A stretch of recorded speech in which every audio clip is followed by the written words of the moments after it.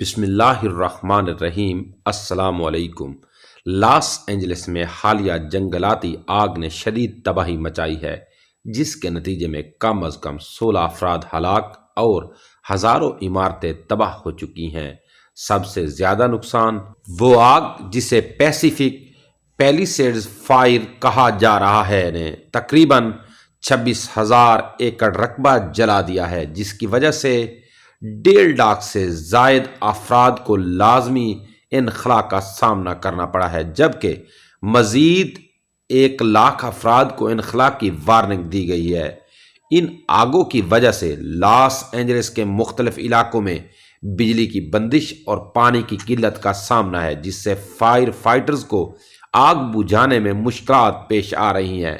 مزید برآں کچھ امیر افراد اور مشہور شخصیات نے اپنی جائیدادوں کی حفاظت کے لیے نجی فائر فائٹرز کی خدمات حاصل کی ہیں، جس پر عوامی سطح پر تنقید کی جا رہی ہے۔ موسمیاتی پیش گوئی کے مطابق تیز ہوائیں اور خشک حالات آئندہ دنوں میں آگ بجھانے کی کوششوں کو مزید مشکل بنا سکتے ہیں۔ حکام نے عوام سے اپیل کی ہے کہ وہ انخلا کے احکامات پر عمل کریں اور محفوظ مقامات پر منتقل ہوں۔